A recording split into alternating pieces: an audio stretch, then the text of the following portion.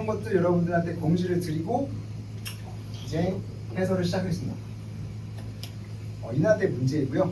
인하대 문제이고 난이도는 한 중3 정도 되는 문제였습니다. 그래서 보겠습니다. 문항 1번부터 보면 전형적인 인하대의 스타일이에요.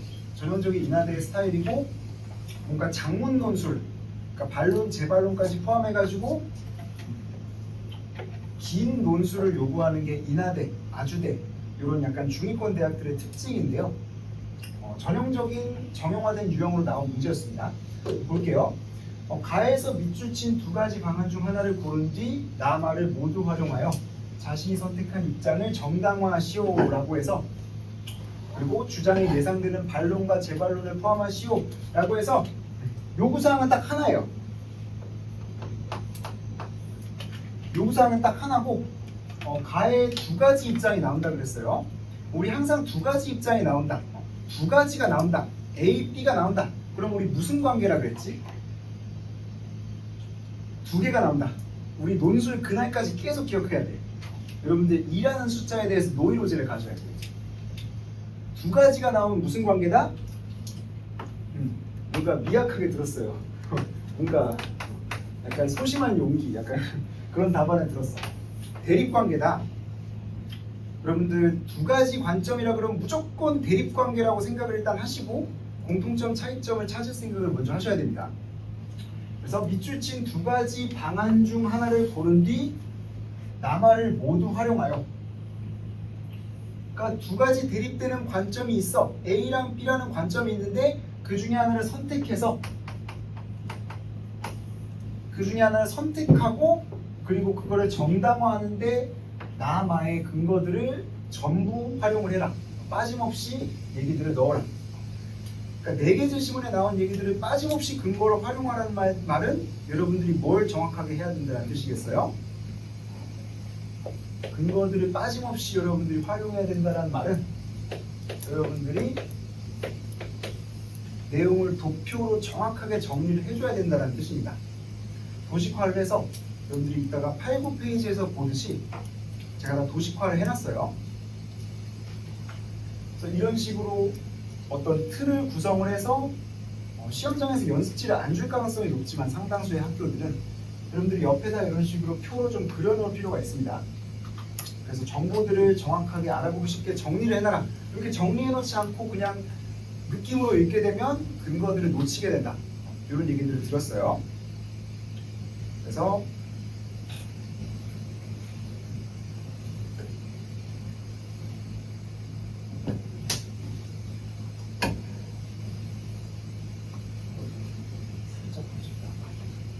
도식화를 해가면서 두 가지 대립되는 관점 중에 하나를 지지하는 논거를 제시하라. 그리고 논거를 제시하는데 어떤 식으로 구성을 하라라는 것까지 안내를 줬죠. 그러니까 여러분들 항상 말하지만 문제를 여러분들이 따라 써보고 문제의 구조를 이해하면 어떤 식으로 글을 써야 될지 개요를 싹 다 잡고 갈 수가 있습니다. 그래서 여기 세 문단을 우리가 어떻게 구성해야 되는지가 나오죠.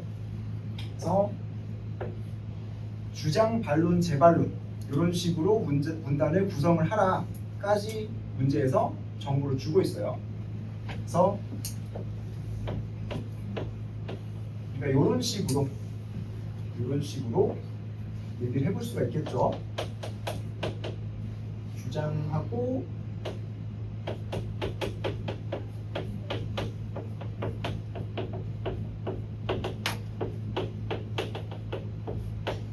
먼저 남아의 근거들을 활용해서 본인의 주장을 펼친다. 본 주장을 펼치는 문단이 첫 문단에 들어가고, 그리고 예상 가능한 반론, 그리고 마지막 문단에 재반론, 이런 식으로 문단을 구성할 수가 있을 거예요. 그래서 만약에 주장 플러스 근거 제시하고 반론 제시하고 재반론을 제시한다.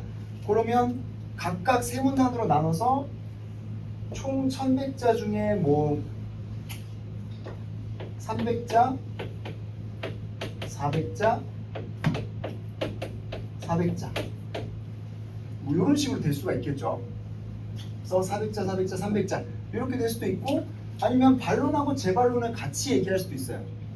그래서 뭐 반론 1 플러스 재반론 1 그리고 반론 2 플러스 재반론 2 이런 식으로 한 총 3문단 정도로 구성을 해서 여러분들이 글을 써야겠다. 이렇게 문제를 보고 다 개요를 잡고 여러분들이 들어가야 돼요. 아, 가의 두 가지 상반된 입장이 나오는구나.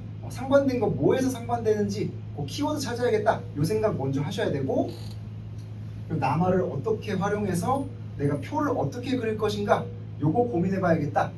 요 생각을 두 번째 하고, 세 번째는 이런 식으로 글을 쓰라 그랬으니까 우리가 세 문단으로 글을 이런 식으로 구성해서 300, 400, 400자 이렇게 나눠봐야겠구나. 요 생각까지 여러분들이 하고 제시문을 읽으셔야 된다는 겁니다. 그렇게 들어가는 거죠. 그래서 우리가 가에 나오는 두 가지 견해를 먼저 보고 그 다음에 남아를 한번 보도록 하겠습니다.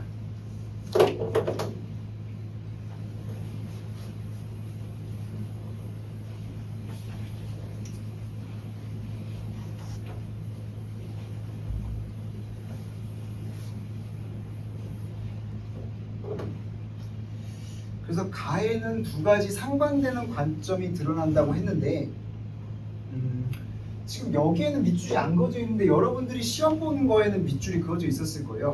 그래서 여기 편집 과정에서 밑줄이 좀 생략이 됐는데 밑줄은 여기 있었죠.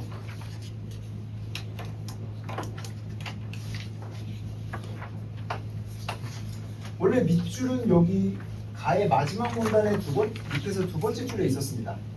그래서 탄소 배출 감축을 위한 강제적 규제와 자율적 이행 가운데 어느 방안이 기후변화에 효과적인 대응이 될 수 있을지 해서 여기서 대립되는 키워드 나왔죠.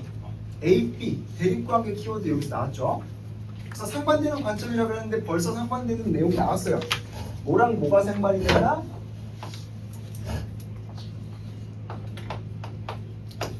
강제와 자율이라는 두 가지 키워드가 서로 상반된다. 요거를 미리 잡고 시작을 하는 거죠.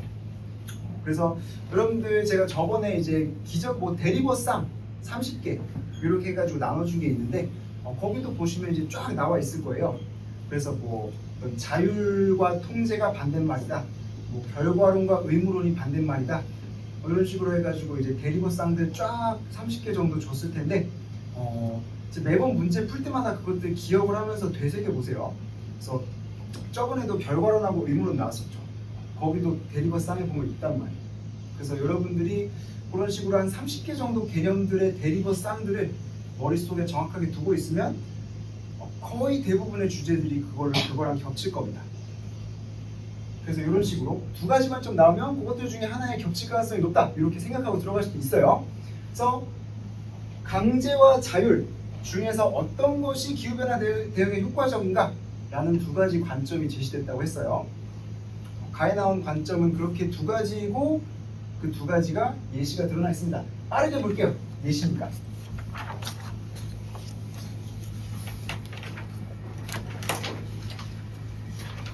그래서 가를 보면 오늘날 기후변화는 전지구적 현상으로 인류를 포함한 다수 생물체의 멸종을 앞당기는 재앙으로 인식되고 있다.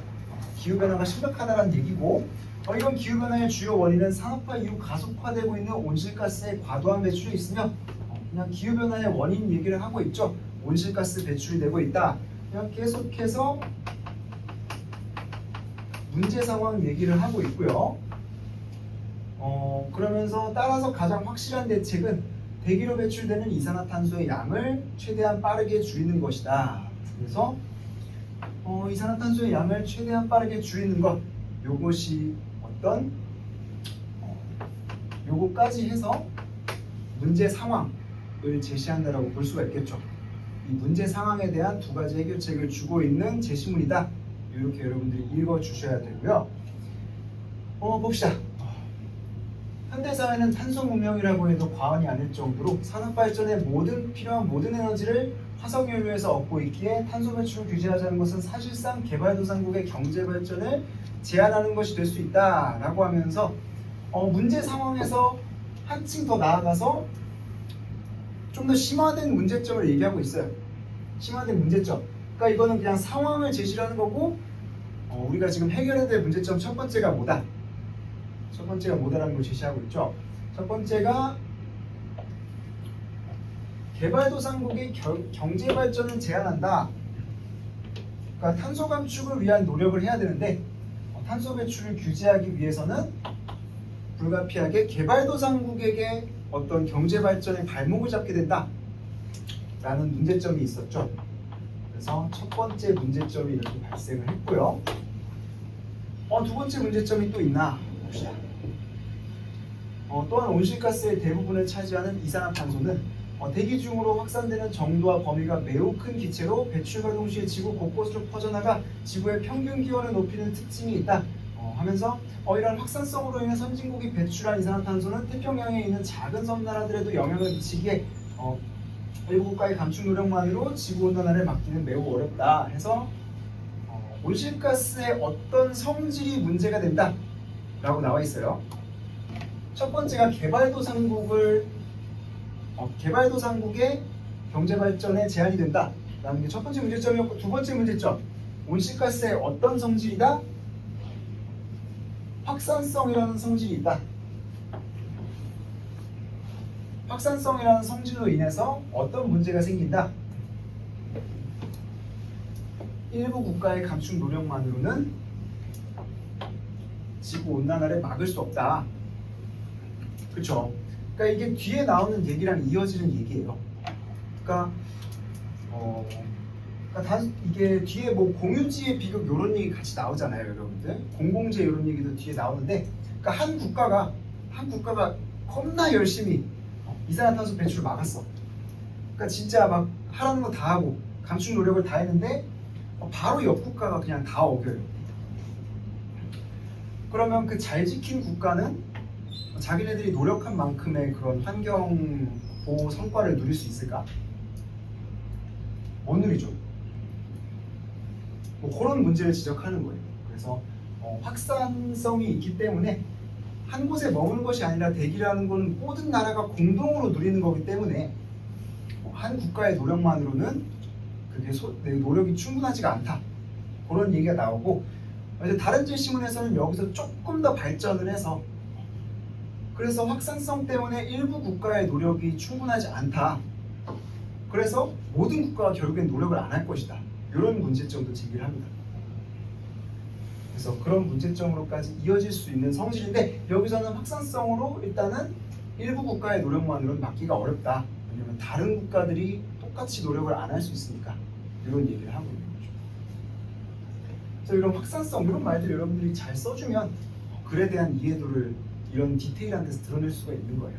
단순히 그냥 문제가 심각하다, 이산화탄소 배출을 멈춰야 된다 이렇게만 얘기를 하면 가장 평균적인 답안이 되겠죠. 이런 문제점들이 있었고 하면서 쭉 얘기를 하고 있어요. 문제점들을 쫙 얘기를 하고 있는데 봅시다.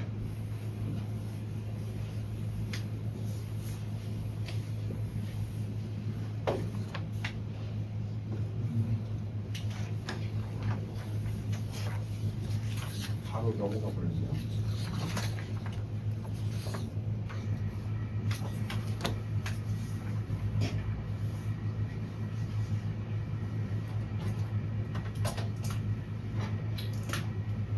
그래서 확산성 얘기를 했었고, 그 다음 문제점이 뭐다? 그 다음 문제점이 더구나 한번 배출된 온실가스는 사라지지 않고 오랫동안 대기 중에 축적되어 계속해서 온실 효과를 일으키게 된다. 그래서 오랫동안 축적되어 계속해서 일으키게 된다. 이러한 온실가스의 또 다른 성질 이름이 나오고 있죠. 확산성에 이어서 또 다른 어떤 성질이 뭐다? 또 다른 문제점이 축적성이다. 축적성이라는 게 사라지지 않고 오랫동안 축적되어 머무르게 된다. 그리고 그 축적성의 결과로 뭐가 일어난다? 기후변화의 가해자와 피해자가 시간상으로 달라지게 된다 라고 나와 있어요. 그래서 가해자와 피해자가 시간상으로 달라지게 된다. 가령 오늘 우리가 편리한 생활 방식을 누리기 위해 배출한 온실가스는 미래의 후손들에게 피해를 줄 수 있다 라고 하면서, 그러니까 축적이 되기 때문에 시간상으로, 그러니까 우리가 배출한 게 후손들에게 피해가 간다 이런 얘기를 하고 있어요. 그러니까 오늘 우리는 그냥 마음대로 누릴 수 있지만 이것들이 없어지지 않고 쌓여가지고 결국에 나중에 후손들이 태어나게 되면 제로에서 시작하는 게 아니라 우리가 배출한 게 다 쌓인 상태에서 시작하게 된다. 그래서 가해자와 피해자가 시간상으로 달라지게 된다. 뭐 이런 얘기들을 하고 있죠. 그래서 여러분들 이게 나중에 요 말을 시간상으로 다르다. 요 말을 조금 기억해두면 좋아요.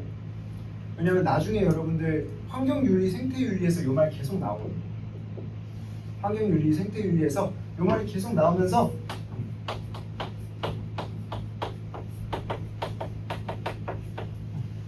요 지속가능성이라는 키워드가 나올 때 요게 계속 반복이 됩니다. 근데 지속가능성이라는 말이 나올 때 지속가능성의 정의를 간단하게 얘기하면 이거예요. 이거는 뭐 길게 얘기할 건 아니고 가볍게 짚고 넘어가자면 지속가능성의 뜻이란 이런 겁니다. 가해자와 피해자가 시간상으로 서로 다른데 지금 시점에 현 시점의 우리와 미래 시점의 후손들이 균형 있게 자원이나 환경을 사용할 수 있도록 그 균형점을 찾는 문제를 지속가능성이라 그래요. 그래서 지속가능성 문제를 수학하고도 연결돼서 낼 수도 있고 실제로 수리 문제랑 연결해서 많이 내기도 하고 그래요. 뭐 함수 활용해가지고 뭐 현 시점의 비용 편익 그리고 미래 시점의 비용 편익 뭐 이런 식으로 해가지고 함수 문제를 많이 내기도 합니다. 그래서 여러분들이 지속가능성의 정의도 지금 이렇게 한번 기억을 해주시면 좋아요. 지속가능성이라는 건 뭐다? 그러면 이제 여러분들이 물론 막 외우고 있을 필요까지는 없지만 지속가능성이 뭐예요? 라고 물어보면 그냥 오래 지속되는 거예요. 이렇게 말하면 안 된다는 거예요. 지속가능성이 뭐예요? 서스테이너빌리티가 뭐예요? 라고 물으면 그러니까 현재 세대와 미래 세대의 그런 환경상 이익을 균형 있게 조화를 추구한다. 현재 세대와 미래 세대의 조화라는 말이 나와야 되는 거예요. 그런 배경 지식도 있다라는 얘기를 하고 그래서 어쨌든 확산성과 축적성이 있어서 이런 두 가지 문제점들이 발생한다라는 거였고요. 그래서 미래 후손들에게 피해를 주고 선진국뿐만 아니라 저개발국가 미래 세대까지도 받게 된다. 문제 상황을 쫙 나열을 했죠. 그 다음에 문제 상황이 나왔으니까 이제 해결책이 나올 겁니다.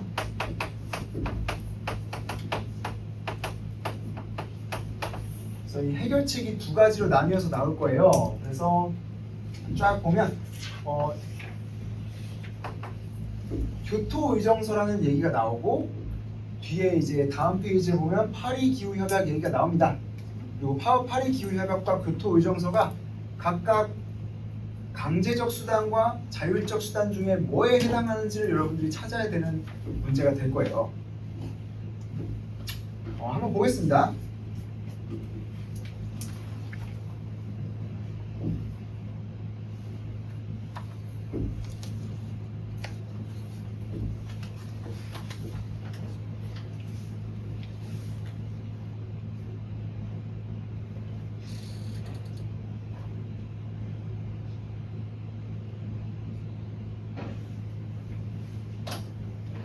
그래서 두 가지 해결책이 지금 나오고 있다. 두 가지 상반된 해결책이 나오는데 우리가 키워드들을 어떻게 잡아낼 것이냐 한번 보겠습니다. 책임이 선진국에 있다는 개발도상국의 주장 때문에 중국과 인도 등에는 감축 의무가 부과되지 않았다. 선진국에 이제 책임이 있으니까 선진국이 전부 다 책임을 져야 된다. 이렇게 해서 일부 국가들은 책임을 회피했다는 얘기가 나오고 교토의정서 얘기가 다시 나오면서 온실가스 감축 목표량을 미리 설정한 뒤 관련 국가들이 이를 따르도록 하는 하향식 이행을 의무로 부과했기에 여기에 반발한 일부 선진국들은 중도에 탈퇴하기도 하였다. 교토의정서의 문제점들이 쫙 지금 나열이 되고 있죠. 교토의정서의 문제점들이 쫙 나열이 되고 있어요. 이게 강제적 수단인지 자발적 수단인지는 뒤에 다시 나올 거예요. 그래서 일단 문제점들 먼저 얘기를 하고 있다. 중국과 인도 등에는 감축 의무를 부과할 수 없었고 그리고 반발한 선진국들이 탈퇴하는 등 전반적으로 제도가 불안정한 모습을 보이고 있죠. 제도의 시행이 불안정성을 보이고 있다. 이런 문제점들이 발생하고 있고 그러면서 대조를 하고 있죠. 이와 달리라고 하면서 이와 달리 파리 기후 협약은 하면서 파리기후협약은 참여 당사국의 자발적인 감축 목표 설정과 차별적인 책임 원칙을 강조했다. 여기서 이제 키워드가 나오죠. 파리기후협약은 자율적 이행과 강제적 제재 사이에 뭐를 강조한다? 파리기후협약은 당사국이 자율적으로 참여하는 걸 강조한다. 그럼 우리 두 개 나오면 대립관계라 그랬으니까 파리기후협약이 자율적인 거면 교토의 정서는 뭘까? 그렇죠. 교토의 정서는 강제적인 거겠죠.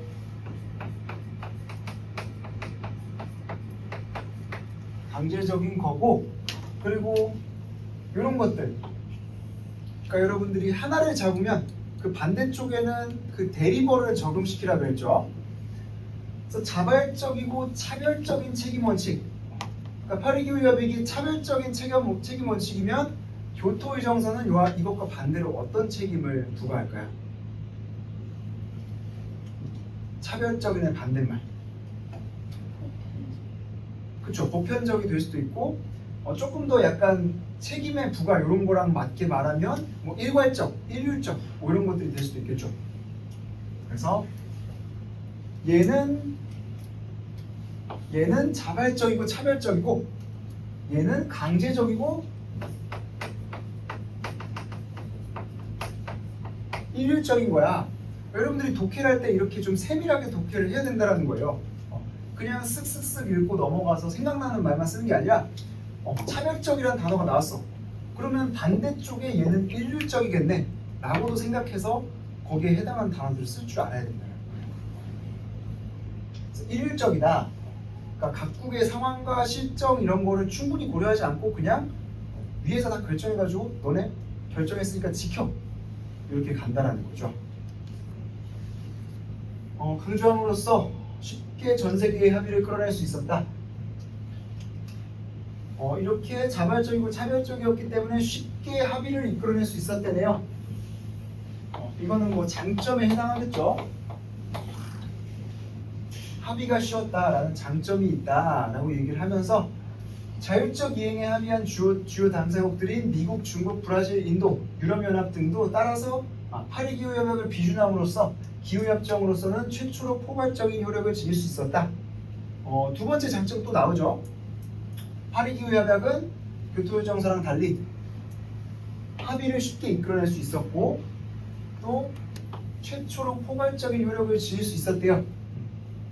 뭐 전 세계가 동참했으니까 당연한 얘기겠죠. 포괄적인 효력을 지닐 수 있었다 이렇게 얘기가 나오고 하지만 온실가스 배출의 책임이 큰 미국은 자국의 정치적 상황에 따라 탈퇴와 재가입을 반복하며 기후위기를 막기 위한 국제사회의 노력에 찬물을 끼얹었다. 그래서 여기서 또다시 문제점이 나오죠. 그러니까 미국 같은 국가들이 탈퇴와 재가입을 반복했다. 그래서 국제사회의 노력에 찬물을 끼얹었다. 그러니까 이것도 뭔가 안정성 문제,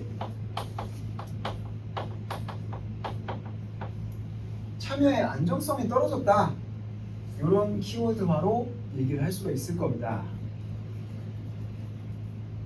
그래서 여기서 알 수 있듯이 국제법적 구속력이 없는 자율적 협약만으로는 선진국의 탄소 배출 감축을 이끌어내기가 쉽지 않다. 그러니까 구속력이 없어서 선진국들의 참여를 이끌어낼 수 없었다. 이런 말들, 구속력이 없었다라는 말들, 이런 말들을 여러분들이 잘 잡아줘야 된다는 거예요. 강제성이 있는 조치는 구속력이 있기 때문에 실행할 수 있는 수단이 있어.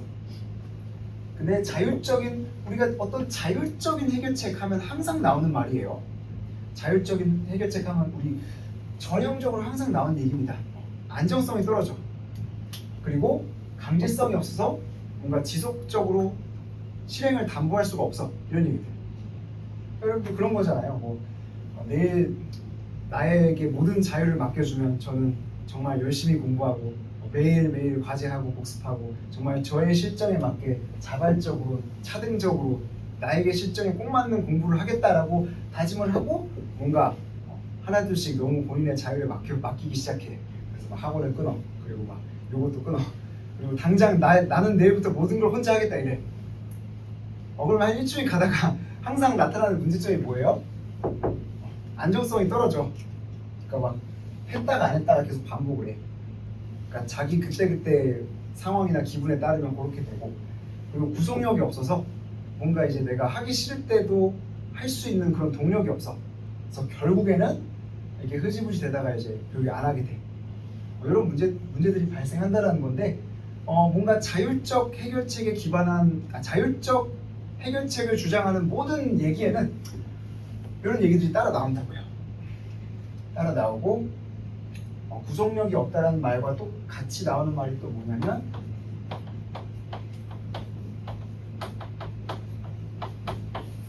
실효성이 없다라는 말이 나옵니다. 그래서 실효성이란 말도 여러분들이 어떤 대안제시, 찬반동고 이런 거 할 때 많이 쓰는 말이에요. 그러니까 실질적으로 효력이 없다라는 거야. 왜냐면 주장은 되게 아름다운데 그거를 실행할 수 있게 하고 그리고 계속 지속성을 보장할 수 있는 장치가 없잖아. 내가 안 하고 싶을 때, 선진국이 탈퇴하고 싶을 때 탈퇴를 막을 방법이 없잖아. 그러면 그냥 오늘 아름다운 얘기 하다가 내일 당장 그냥 우리 하기 싫어, 우리 국내 경제가 어려워, 그래서 탈퇴하면 말짱 도루묵이 되는 거예요. 그런 얘기를 하고 있고,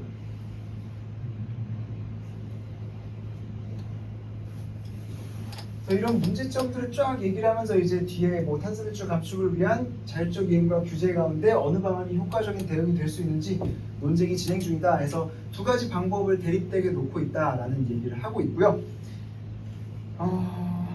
이 얘기를 8페이지에 정리를 해놨습니다.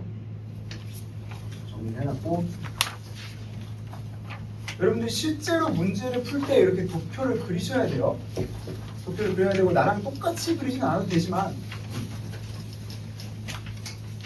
이런 식으로 가의 두 가지 입장이 나온다 하면 이 두 가지 입장을 각각 논거를 정리하시고, 그리고 나다라마를 근거로 해서 한쪽 입장을 지지하라 이렇게 나왔잖아요. 그러면 나다라마가 각각 1번 입장에 일치하는지 2번 입장에 일치하는지 이런 것들을 나다라마가 각각 무슨 입장에 일치하고 그리고 요거에 대한 반론은 또 어떻게 제기가 가능한지 이런 것들을 여러분들이 정리를 해 놓으셔야 돼요. 이렇게 되는 거예요.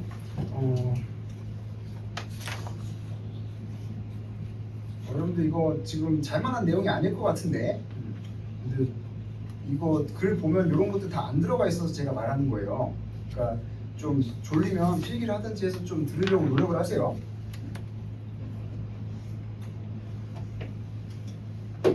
자, 항상 수업 내용 결정할 때 여러분들이 못한 것들 먼저, 글에 안 담겨있던 것들 먼저 수업하고 있으니까 여러분들이 아는 내용을 내가 수업하고 있다 이렇게 생각하면 여러분들 진짜 위험합니다.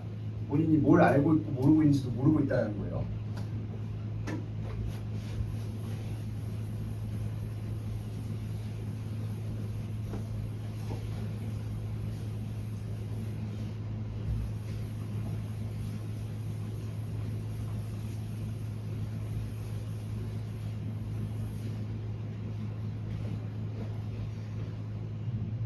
그래서 가얘기가 이렇게 나왔었고, 나다라마, 그러니까 나다라마를 볼 때 각각 1번 관점, 자율적 관점과 강제적 관점 중 어느 것에 해당하는지, 그리고 반론 재반론이니까 그거에 대한 각각 반론과 그거에 대한 재반론은 어떻게 될지 그것도 여러분들 정리하면서 읽어야 된다 그랬어요.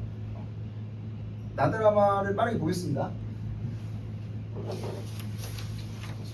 나부부터 보면 공공재는 비용을 지불하지 않은 사람을 소비에서 배제할 수 없다는 비배제성이라는 속성을 지닌다. 그래서 배제할 수 없는 속성을 지니는데 가령 가로등 불빛은 거리를 지나다니는 모든 사람이 무료로 이용할 수 있다는 점에서 비배제성을 지닌다. 그러니까 돈 안 내도 그냥 쓸 수 있다라는 거예요. 한마디로 말하면 돈 안 내도 쓸 수 있고 아무나 그냥 열려 있어서 그래서 비배제성의 결과가 어떻게 된다? 이런 내용들 여러분들 잘 잡아줬는지 확인해 보시고요. 시장을 통한 공공재의 공급은 불가능하다. 그래서 공공재의 특성은 비배제성이다. 그래서 시장에 의해서 공급이 안 된다 라고 했는데, 우리 시장이라고 하면 대표적으로 강제적 수단과 자율적 수단 중에 뭘까?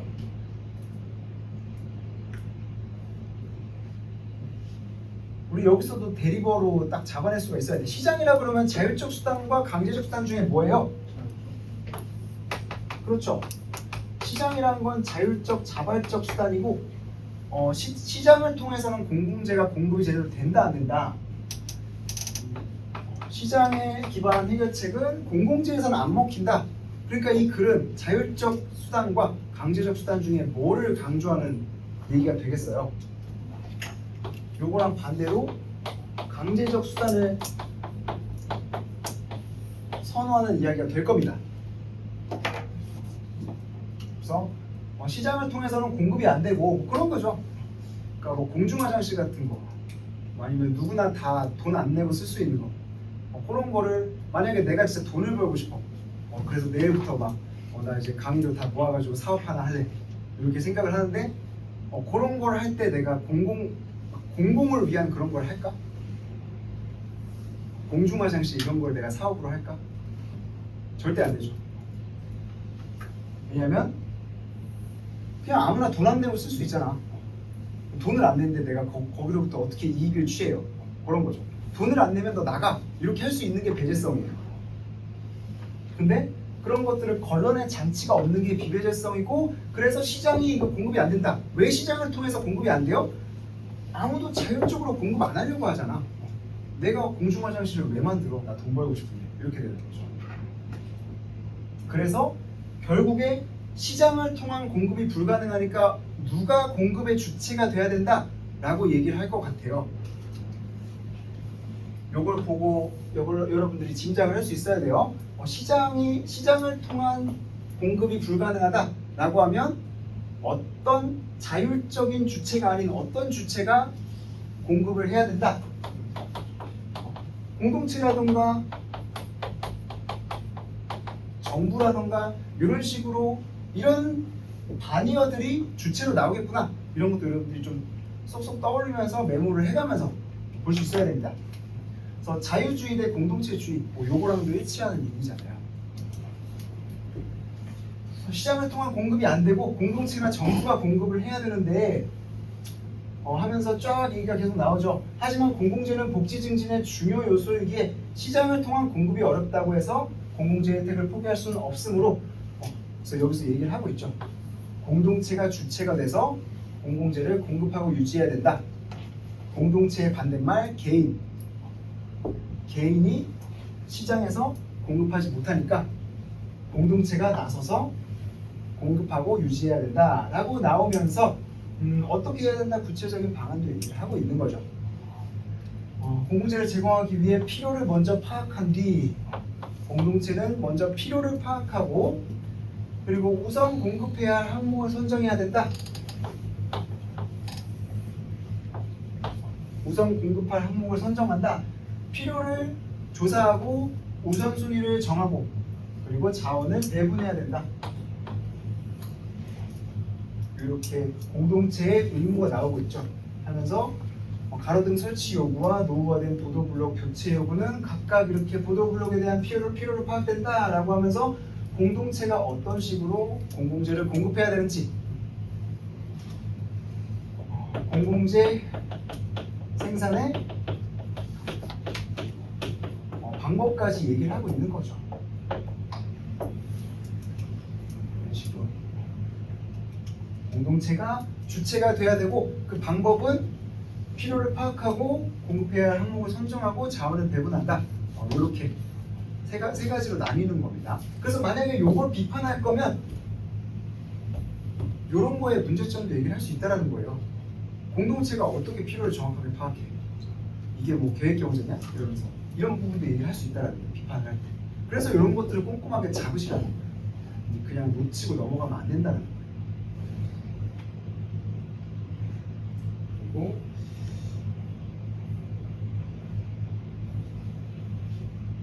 다음 문단을 보면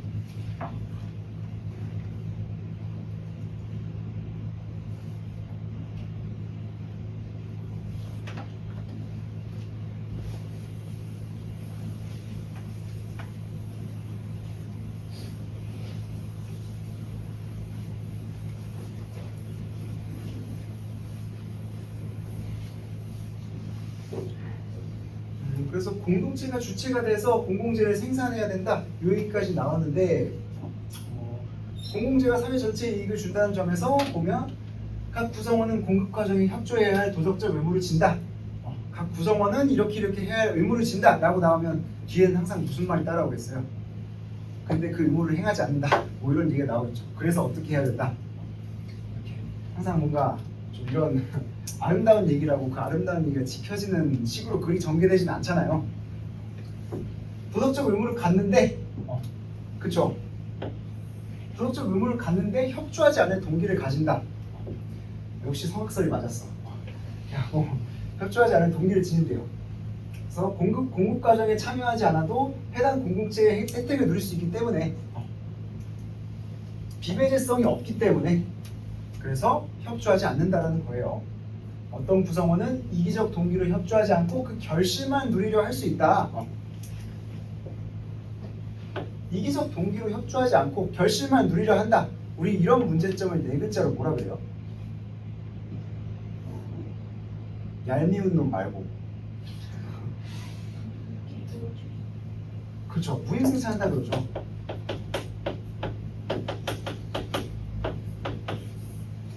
그러니까 이런 것들 여러분들이 키워드화 해가지고 써주면 여러분들이 좀 사탐에 대한 개념 정립이 잘 돼 있구나 이런 것들을 보여줄 수가 있단 말이에요. 그냥 어떤 구성원들은 협조하지 않는다 이렇게 말하는 거하고 이기적 동기 중에 무임승차의 유인이 생겨서 이건 지속 가능성이 없다 이렇게 말하는 거하고 누가 더 개념화를 정확히 했고 제시문을 꼼꼼히 읽었다는 인상을 주겠어요.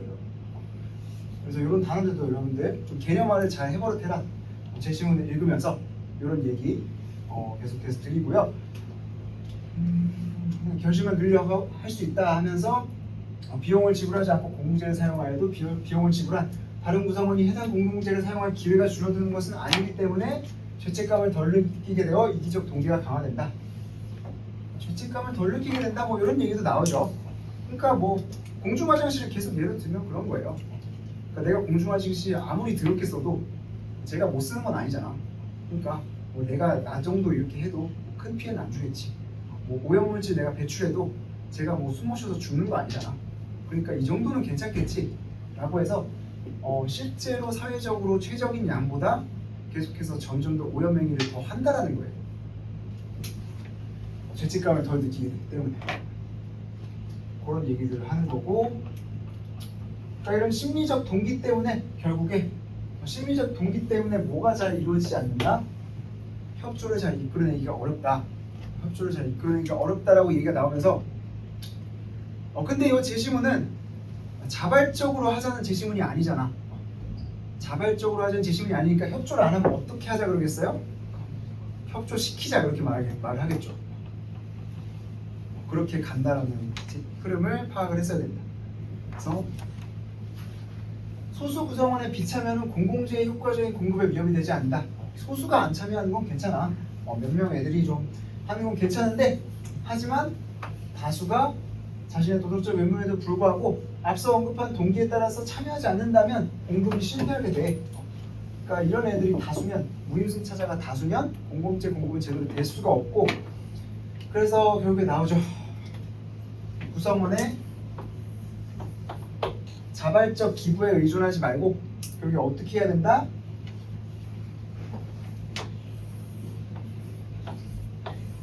강제적으로 공동으로 비용을 부담하게 해야 된다는 거예요. 이런 말들. 자, 공동 부담을 강제한다. 이런 말들 여러분들이 잡아주셨어야 되는 거예요. 그래서 여러분들 환경이 중요하니까 내일부터 ESG 활동 열심히 하시고 페트병 버리지 마시고 그리고 재활용 열심히 하시고 그럼 아무도 안 한다고. 다수가 안 해서 문제가 생기니까 부담금 부과하고 뭐 안 하면 계속해서 세금 때리고 이렇게 하잖아요. 그리고 뭐 공중화장실 같은 게 필요하다면 네가 쓰든 안 쓰든 일단 비용 내 이렇게 하잖아요. 주민 전체가 필요하다고 했으니까. 그러니까 이런 식으로 강제성을 부과를 하자는 거예요. 그리고 강제성이 부과된다는 얘기는 항상 뭐랑 같이 나오냐면 개인의 특정한 상황을 고려하지 않는다는 얘기랑 같이 나오죠. 왜냐면 개인의 상황을 다 고려해서 하는 거면 그건 자발적 해결 방식이랑 차이가 없거든. 그래서 그런 것들을 다 고려하지 않고 일괄적으로 그냥 공동으로 부담한다는 거예요. 네가 얼마나 쓰던 상관없이 그냥 일단 내 요거인 거예요. 그래야지 공동체가 유지될 수 있으니까 이렇게 강제적으로 간다는 겁니다. 그래서 나는 우리가 보듯이 강제적 수단을 옹호하는 제시문이었다. 강제적 수단을 옹호하는 제시문이었고, 그러니까 이런 식으로 여러분들이 잡을 수가 있는 거예요. 나는 이제 1번 강제적 입장을 지지하는 제시문이고, 그러면 여러분들이 만약에 1번을 선택했다, 강제성을 옹호해야 된다 이렇게 주장을 했다 라고 하면 요거에 대해서 반론과 재반론이 어떻게 나올 수 있을지도 정리를 같이 해야 됩니다. 근데 반론과 재반론은 우리가 어디에서 찾아야 될까요? 반론과 재반론은 우리 뇌피셜로 우리 뇌 속에서 찾는 게 아니라 우리가 나와 말을 골고루 활용하라고 했으니까 요거에 대한 반론을 2번 입장을 지지하는 다른 제시문에서 찾아와가지고 여기다 반론을 써야 된다는 거예요. 그래서 여러분들이 이렇게 두 개로 나눈 다음에 주장, 반론, 재반론 이런 식으로 정리를 미리 해놔야 된다는 겁니다. 안 그러면 진짜 짬뽕 돼가지고 여러분들 시험장 가면 진짜 막 정신없이 시험지만 펄럭이다 끝날 거예요, 진짜.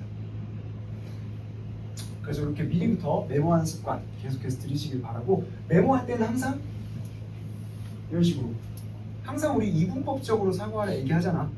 두 가지로 나눠서 양쪽을 정리한다.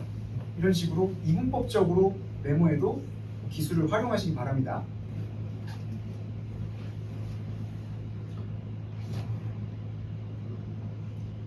나는 이렇게 읽었고, 나가 강제니까 다는 상식적으로 뭘까? 그렇죠. 강제 뭐 이렇게 나오진 않겠지. 이게 뭐 공산주의 국가다 아니고. 그러니까 다는 뭔가 자율 이런 쪽이 나올 겁니다. 그래서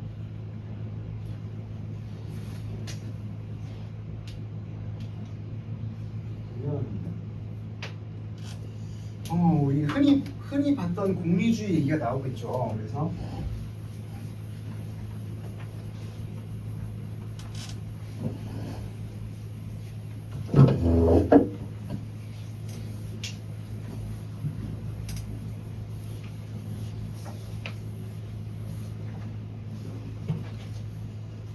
공리주의 얘기가 나오면서 공리주의 행위는 도덕적 정당성을 결과의 근거에 판단한다.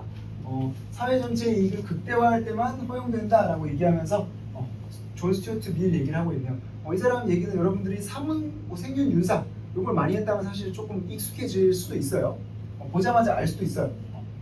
대표적으로 이제 인간의 자유, 자발성, 자유 의지를 활용해서 개인이 자기에게 최적인 선택을 하면, 가장 도덕적으로 숭고하고 효용을 극대화하는 선택을 하면 사회적으로도 그게 그냥 최선의 선택이 된다.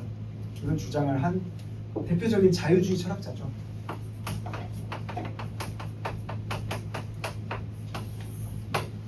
자유주의의 반대말이 뭔지는 여기다 안 써도 알죠? 자유주의의 반대말, 이제 공동체주의. 이 정도는 나와야 돼요. 그래서 이렇게 했다. 사회 참여를 촉진하는 것이 사회 전체의 이익을 증진한다고 주장하며 여성의 지위 향상을 요구했다. 그러면서 공정한 임금 책정과 근로 조건의 개선도 사회 전체의 이 극대화를 위해서 옹호했다. 이런 얘기가 나오면서 그래서 강제랑 자발 중에 뭐 어쩌라는 거야? 요거를 우리가 봐야 된다는 거죠. 일문단은 그냥 소개하는 얘기였고, 여기에부터 얘기가 나오죠. 그래서 사회 전체의 이 극대화를 목표로 하는 밀사상의 중심에는 뭐가 있다? 자율성이 있다. 그래서 개인의 자율적 결정에 따른 해결을 도모해야 된다라고 얘기를 하면서 본성을 기계가 아닌 나무에 비유하면서 인간은 정해진 틀에 맞춰 작동해야 되는 존재가 아니라 내재된 힘에 따라 자유롭게 성장해야 하는 존재라고 주장했다. 이거 우리 여기서 아주 중요한 논점은 아니지만 재밌는 거 보이잖아요. 우리 뭔가 재밌는 거 뭔가. 그러니까 자유의지가 있다고 하면 인간은 기계가 아니다. 이런 얘기.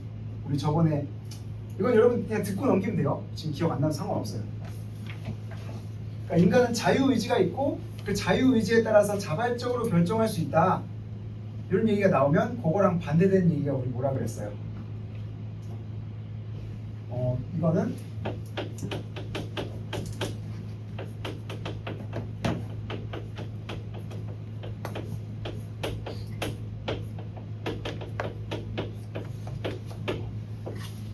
이거는 그냥 요거랑 관련 없는 좀 부수적인 논점인데 여러분들이 그냥 기억을 환기시키려고 얘기하는 거예요.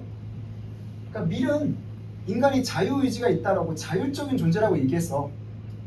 그러니까 밀은 인간의 본성을 기계가 아닌 뭔가에 비유했다. 이런 얘기도 나오는 거죠. 그러니까 뭔가 기계론적이고 결정론적인 인간관과 반대된다. 이런 얘기도 그냥 여기 섞여 있는 얘기라고 보시면 되는 거예요. 근데 이것까지는 안 잡아도 됩니다. 이거 그냥 배경 지식이에요.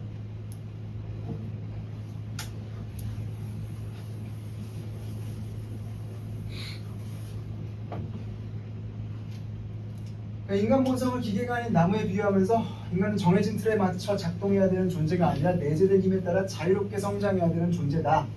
이처럼 자율성을 강조하는 밀은 자율성의 토대를 국가가 앞장서 조성해야 된다 라고 하면서 밀은 국가의 역할이 뭐라고 그랬어요? 국가 또는 공동체의 역할이 자율성의 토대를 보장하는 것, 그게 국가의 역할이다 라고 주장을 한 거죠. 그러니까 이 사람은 국가나 공동체랑 개인 중에 뭐를 먼저 본 거예요? 그쵸?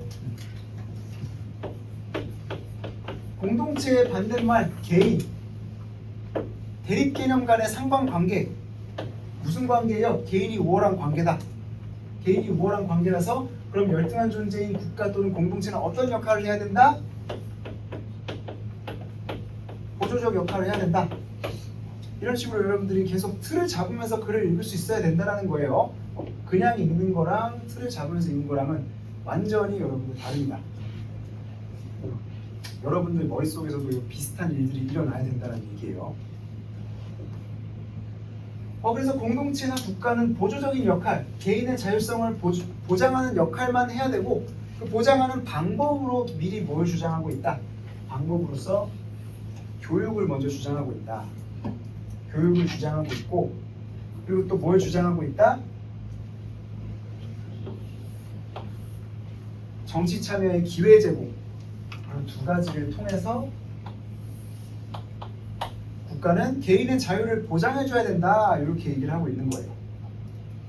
국가가 개인의 자유를 억누르고 강제적 시책을 시행하는 것이 아니라 교육과 기회를 통해서 개인이 알아서 결정할 수 있도록 환경만 만들어줘야 된다라는 얘기를 하고 있는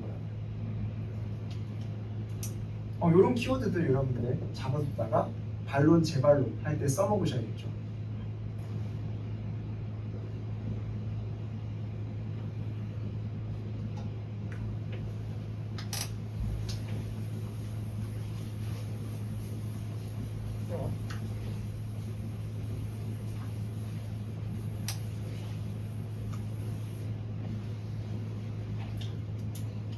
다음 문단 보면 미리 자신의 사상으로 자율성을 강조한 이유는 그래서 자율성을 강조하는 것에 대한 얘기가 쭉 나오면서 이 본질적인 능력이 사회 전체의 이익 극대화에 이바지한다고 보았기 때문이다 라고 하면서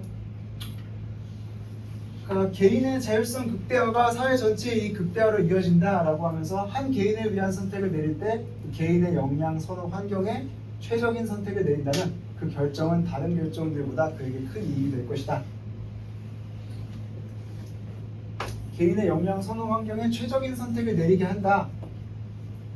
이렇게 얘기를 하고 있죠. 그래서 개인의 여건을 가장 정확히 파악할 수 있는 사람은 개인 자신이다. 그래서 당사자에게 최선의 결과를 가져다 줄 수 있는 의사결정 방식은 외부의 명령과 강제적 복종이 아닌 자율적인 판단에 따른 실행이다 라고 하면서 결국에 무슨 얘기를 하고 있다? 개인에게 최적인 선택이 어떤 결과를 가져온다? 사회 전체의 이익 극대화에도 도움이 된다 라고 얘기를 하면서 왜 그렇다라고 얘기를 하고 있다? 사회 전체의 이익이 개개인의 이익으로 구성되기 때문에 그러니까 사회 전체의 이익이 개개인의 이익으로 구성되기 때문에 개인에게 최선인 거를 그냥 합하면 사회 전체에게 이익이 된다는 거야. 그러니까 사회 전체적으로 우리가 막 공공재이 요딴 거 생각하지 말고 이 사람의 얘기에 따르면 요딴 거 생각하지 말고 그냥 개인이 각자 진짜 최선의 환경을 마련해줘서 자기한테 가장 좋은 선택을 하게 해주면 여기 시민 1, 시민 2, 시민 3 얘네들이 다 행복하면 그냥 사회가 좋은 사회가 되는 거 아니야? 왜 그렇게 자꾸 막 공동체적인 얘기를 해? 이런 얘기인 거죠. 그러니까 이런 주장이 어떤 주장이다? 요거 이제 간단하게만 얘기를 하면 여러분 가벼운 수학 기호만 좀 쓸게요.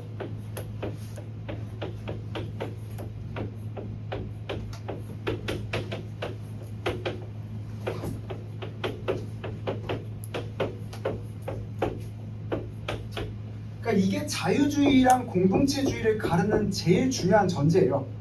이게 단순해 보이지만 굉장히 이게 핵심적인 논점이라고요.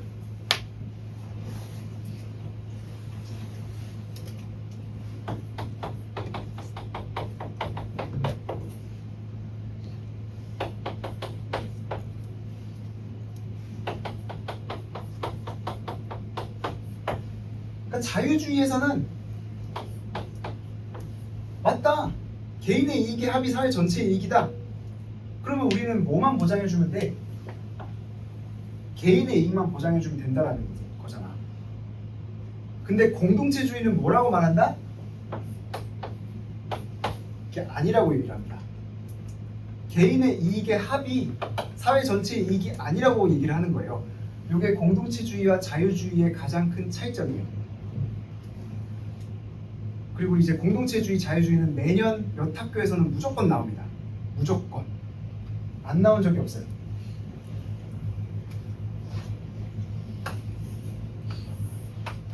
그러니까 왜 이런 차이가 발생하냐는 거지. 자유주의에서는 어떤 인간관을 전제하기 때문에 이렇게 보고, 공동체주의에서는 어떤 인간관을 부정하기 때문에 이게 아니라고 볼까? 요거인 거죠.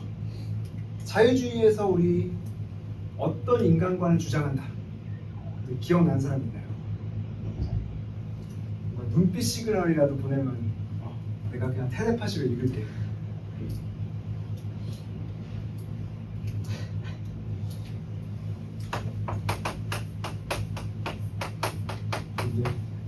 요 말 좀 기억해 두면 유용합니다. 원자적 개인관 또는 파편화된이라고도 해요. 중간에 뭐 먼저 얘기하고 가야 되는 사람 있으면 저한테 손만 들고 바로 가시면 됩니다. 먼저 얘기한 사람만. 약속과 좀 일정이 있어서 가야 되는 친구가 있었어요. 그래서 원자적 개인관을 가정한다는 거예요. 그러니까 자유주의에서 말하는 건 뭐냐? 이게 그냥 수학적으로 보면 맞는 말처럼 보여. 그러니까 개인의 이익의 총합이 사회 전체의 이익이라는 건 얼핏 보면 맞는 말처럼 보여. 그래서 이게 오랫동안 윤리의 기본이 되어 왔어. 근데 마이클 샌델 같은 요즘의 대세인 철학자들은 뭐라 그래요? 개소리라고 얘기를 하는 겁니다. 왜 개소리냐? 개인은 서로 독립적으로 떨어진 존재가 아니라는 거야.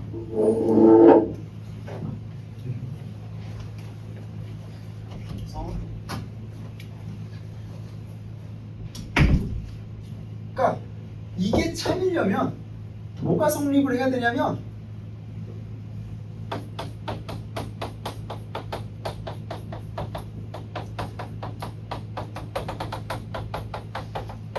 얘네가 각각 다 독립적인 애들이어야 된다고.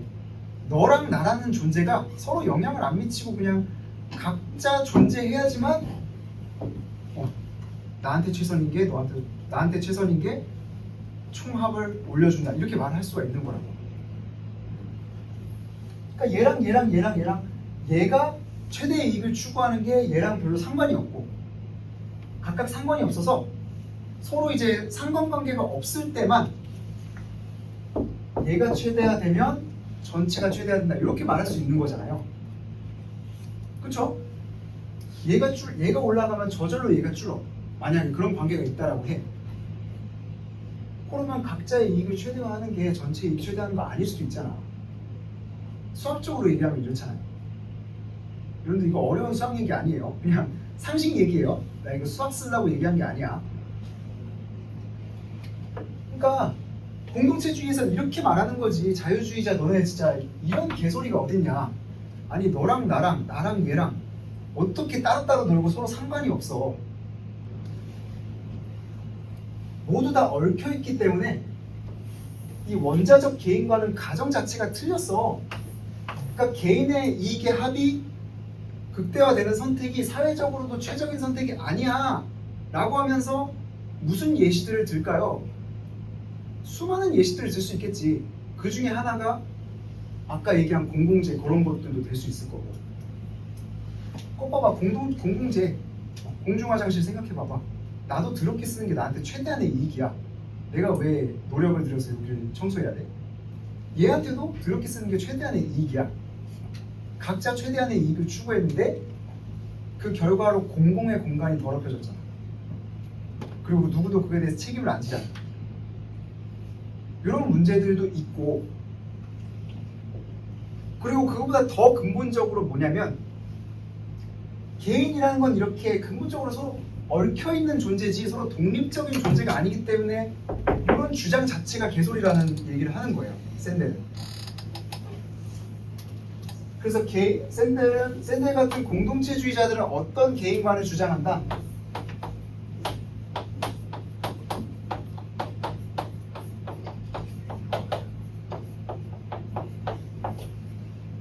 근데 이거 배경 지식으로 알아두셔야 됩니다. 이 정도는.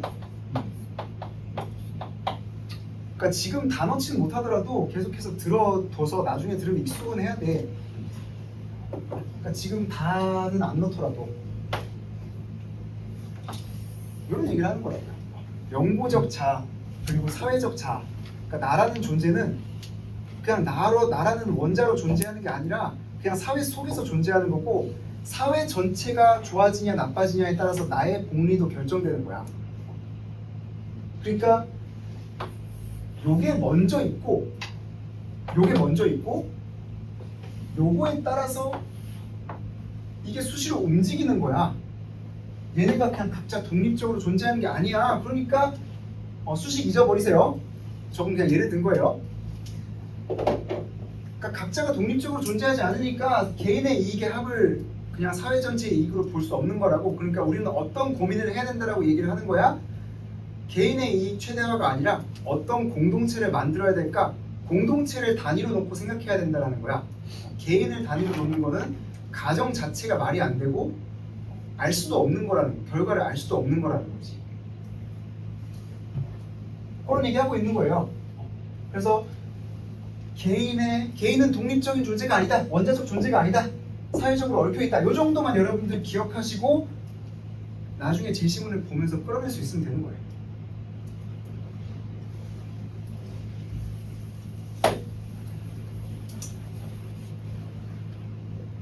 참고로 저는 공동체주의 사상을 조금 혐오하지만 어쨌든 그건 중요한 게 아니에요. 중요한 건 문제에서 요구하는 바대로 하는 거죠. 샌델스키.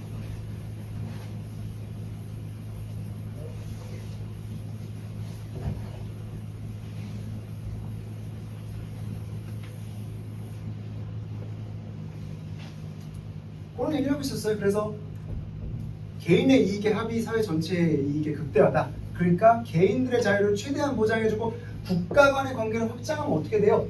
국가를 하나의 집단적 개체로 간주해도 똑같다라고 얘기를 하고 있잖아. 그러니까 각 국가가 자발적으로 자기 국가의 실정에 맞게 어떤 경제적, 정치적 결정을 내릴 때 그게 국제사회의 기후변화에도 해결에도 도움이 된다는 거야. 이 얘기를 하고 있는 거예요. 근데 실제로 뭐 각국이 자기에게 최선의 결정을 안 내리고 있어서 이런 문제가 생길까? 뭐 이런 반론도 가능한 거죠. 각국이 자기에게 너무 최선을 주장하니까 문제가 생기는 거 아니야? 이렇게 주장도 할 수, 반론으로는 그렇게 가능한 거겠죠. 그래서 8페이지에 또 정리를 해놨습니다. 다해 이런 식으로 정리를 해놨고, 그래서 다해서는 이의 입장을 지지해서 각국이 자발적으로 목표를 세우고 자기에게 최적인 선택을 하는 것이 가장 전체에게도 좋다, 이런 말을 하면서 홍보나 교육 같은 방식을 활용해야 된다, 이런 수단적인 얘기를 하고 있죠. 하지만 요거에 대한 반론으로 어디서 근거를 찾을 수 있을까? 이런 데서 반론을 찾아가지고 여러분들이 끌어오는 이런 상호작용을 해야 된다는 거죠. 그래서 불안정하다. 가에서도 끌어올 수 있겠죠. 이런 얘기. 자율성 하면 항상 따라다녀. 나 마음대로 할래. 내가 제일 잘 알아. 이렇게 하면 항상 따라온 얘기가 과연 네가 계속 할 수 있을까? 이런 얘기. 둘째로는 나에서 얘기한 공공재 얘기도 할 수 있겠죠. 그래서 환경이라는 거는 공공재의 성격을 갖기 때문에 각 국가가 자신에게 최선인 선택을 하면 그 결과는 공공재인 환경을 최대한 망가뜨리는 게 각 국가에게는 최선의 선택이야. 마치 공중화장실을 더럽게 쓰는 게 나한테는 가장 합리적인 선택이듯이 그런 얘기를 하는 거라고요. 반론 재반론 이렇게 얘기할 수 있고, 라마는 이제 나다를 봤으니까 라마는 빠르죠. 마는 우리가 따로 볼 필요는 없을 것 같아요. 비슷한 얘기하고 있어서. 마는 코로나 사태 얘기를 하면서 뭐만 보면 된다? 마지막 문단만 보면 된다. 그러니까 여러분들은 실제로는 다 읽어야 되지만 해설을 내가 마지막만 하겠다는 얘기예요. 그래서 기본권의 제한이 공동체를 지키는 하나의 수단이 되었다라고 해서 개인의 기본권,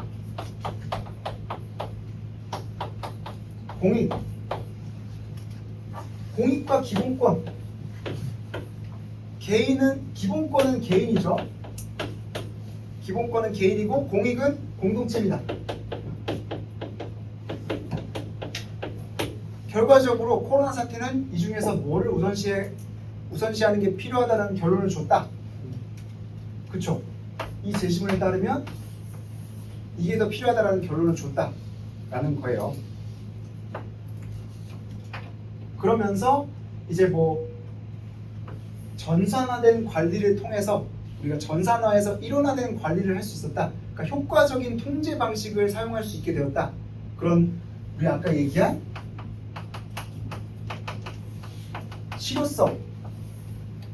실효성에 관한 문제도 같이 얘기하고 있다고 볼 수 있죠. 그러니까 우리 아까 반론으로 그거 제기했잖아. 공공재 얘기하면서 공동체가 필요를 파악해가지고 공급해야 된다고 했는데 그게 과연 가능할까? 라는 반론이 제기가 됐잖아요. 제 반론으로 뭘 얘기할 수 있겠어? 응, 가능한데? 이렇게 얘기를 할 수 있는 거죠. 뭘로써? 기술의 발전으로써. 관리와 통제가 원활해졌으니 이렇게 갈 수 있는 거예요. 그러니까 여러분들이 제시문 사이로 계속 이렇게 오고 갈 수 있는 능력을 길러야 돼. 그걸 기르려면 유일한 방법이 뭐야? 도식화 도표라고. 그래서 이 얘기를 앞으로 계속 할 거예요. 나는 그런 얘기고, 나는 결국에 이제 두 가지 얘기를 하고 있어요. 나는 두 가지 얘기를 하고 있는데, 이거 여러분들 참고로 예시담안은 제가 밴드에 올려놨어요. 여러분들 확인해보면 밴드에 요거 내가 직접 작성한 예시담안 문제 2개 다 올려놨습니다. 견해도 양쪽 견해 2개 다 올려놨어요.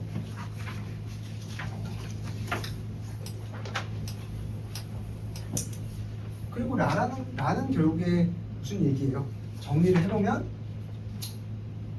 그러니까 이제 두 가지 프로젝트 얘기가 나오죠. 나는 두 가지 프로젝트 얘기가 나오면서 여러분들 제시문 다 읽었으니까 재야생화 프로젝트가 하나 나오고 그 다음에 뒤에 다른 프로젝트 얘기가 하나 더 나와요. 재야생화 프로젝트는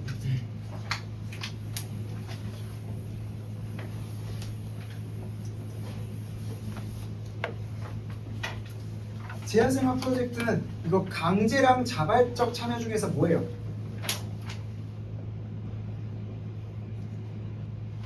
자, 우리 찍기 능력을 발휘하거나 아니면 눈을 빨리 부리거나 해보면 여러분들의 그 잔머리를 테스트할 수 있어요. 이런 단어도 나오잖아요. 강제했다는 말 나와요.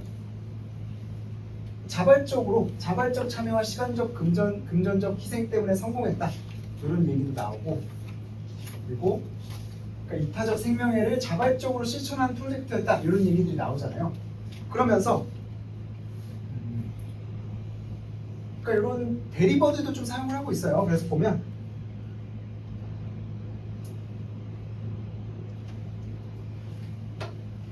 두 가지로 유형화된대. 두 가지로 유형화된대. 두 가지 나오면 또 뭐야? 두 가지 나오면 항상 대립. 뭔가 어떤 지점에서는 대립이 된다는 거야. 그냥 노이로제처럼 기억하세요. 난 지금도 일하는 숫자에만 막 그래요.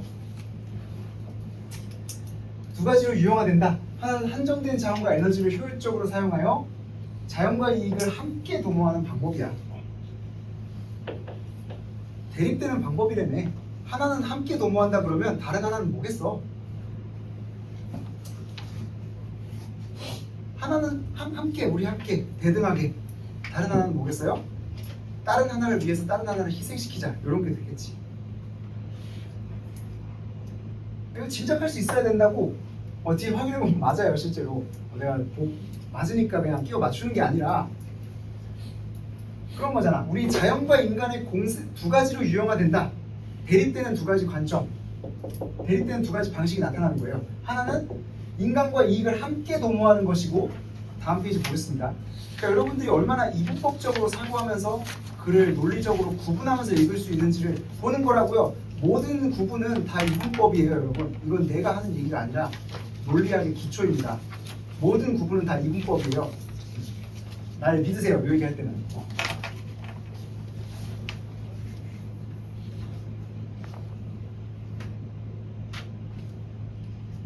여기 나오잖아. 또 다른 방식은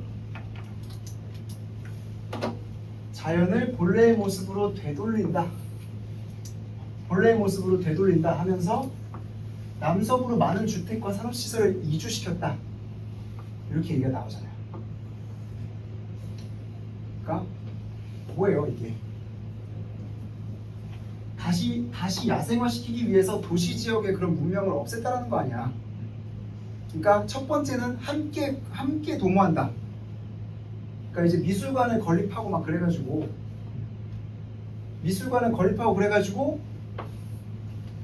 함께 도시 안에서 자연이 공존할 수 있게 함께 공존하는 거고, 두 번째 방법은 뭐예요? 두 번째 방법은 되돌리는 방법이다. 그러니까 자연을 인간보다 우선시하는 방법이다. 이런 식으로 두 가지가 구분이 되는 거라고요. 여기서 이 두 가지 부분이 막 그렇게까지 중요하진 않는데, 그러니까 두 가지라고 했으니까 이런 식으로 나뉜다라는 건 여러분들이 읽어낼 수 있어야 된다는 거예요.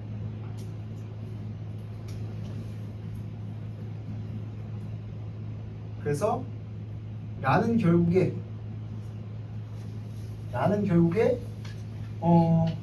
2번 입장 쪽에 좀 더 가깝겠죠. 2번 입장 쪽에 좀 더 가깝고, 자율성을 지지하는 입장 쪽에 좀 더 가깝습니다. 왜냐하면 주민들이 자발적으로 참여해서 이타적 생명회를 실천했기 때문에, 그 결과로 환경과 자연을 보호했기 때문에 이런 두 가지 결과가 나타나는 거고, 근데 뭐 일본 입장을 지지하는 쪽에서도 쓸 수는 있어요. 억지로 끼워 맞춰서 뭐 이런 식으로 이런 노력들이 아름다운 건 맞는데, 이런 노력들이 이제 지속 가능해지려면 이것들을 일괄적으로 법제화하고 뭐 강제하는 것이 필요하다. 이렇게 그냥 끼워 맞출 수도 있는데, 근데 맥락상 2번에 더 가깝긴 해요.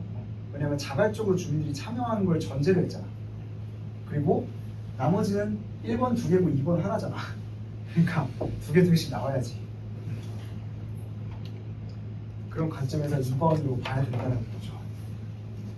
그래서 여러분들 쫙 얘기를 했었고, 이런 내용들을 종합해서 실제로 여러분들이 글 쓸 때 무슨 내용을 넣고 무슨 내용을 빼야 될까, 이런 것들이 고민이 된다고.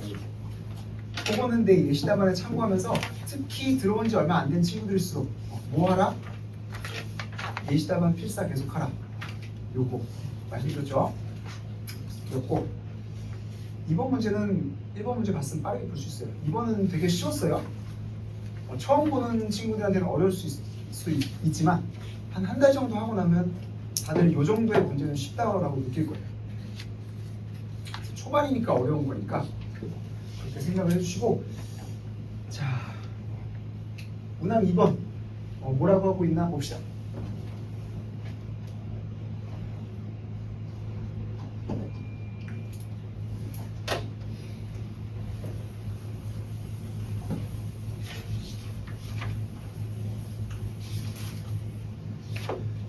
다음에 밑줄 친 두 가지 입장. 이제 지겹다. 두 가지 나오면 뭐야? 두 가지 나오면 대립이죠. 여러분들이 이제 막 홀수, 짝수 이런 것도 막 이제 노이로제적으로 바라봐야 돼요. 짝수로 나오면 뭔가 막 대칭, 대립 찾으려고 그러고 막 그렇게 되면 이제 논술의 달인이 되는 거예요. 나는 연대 가기 전엔 그랬던 것 같아. 항상 뭔가 막 두 가지 얘기 나오면 막 항상 반대 관계라고 생각하고 막 대척점에 놓으려고 하고 막 그런 습관이 있었는데 어쨌든 개소리고요.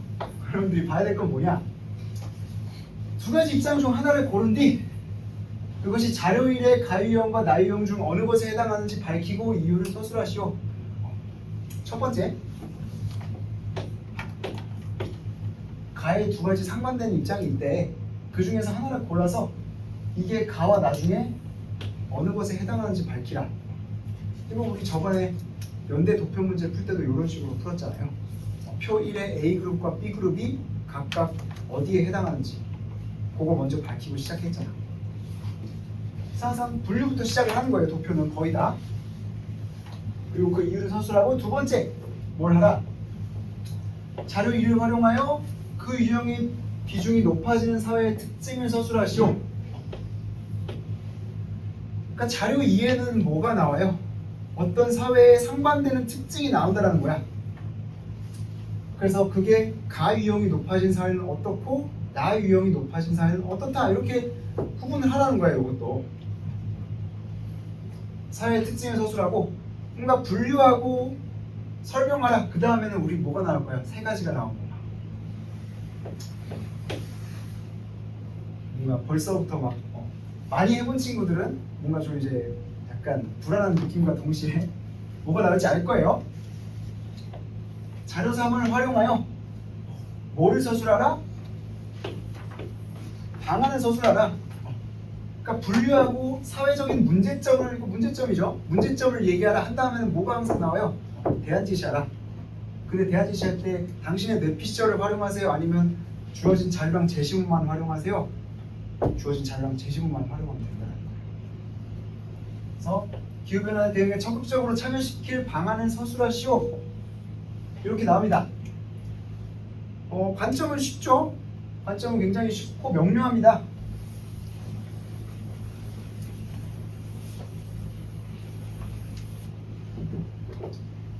두 가지 관점, 뭐가 나오고 있어요? 기후위기 비관론자와 회의론자로 나뉜다. 비관론자와 회의론자로 나뉜다. 서로 대립되는 거는 우리 항상 서로 대립되는 거는 차이점도 있지만 뭐도 있다. 차이점도 있지만 공통점도 있는데 이 둘의 공통점은 일단 뭐다? 그쵸? 얘는 둘 다 참여하지 않아. 비관론자와 회의론자가 있는데 둘 다 안 참여한 애들이야. 기본적으로 안 참여한 애들인데 안 참여한 이유가 차이점이 있다는 거예요. 비관론자는 일단 뭐다? 환경과 기후에 대한 관심이 높아. 비관론자는 관심이 높대요. 우리 편의상 A, B로 합시다. 그리고 기후위기는 과도한 인간행위로 유발된 것이라 여겨. 인간행위로 유발된 것이라고 여기기도 해. 그죠? 근데 뭐다? 이들은 과학기술로 기후변화가 일으키는 환경피해를 해결할 수 있다고 주장한다? 없다고 주장한다? 없다고 주장한다.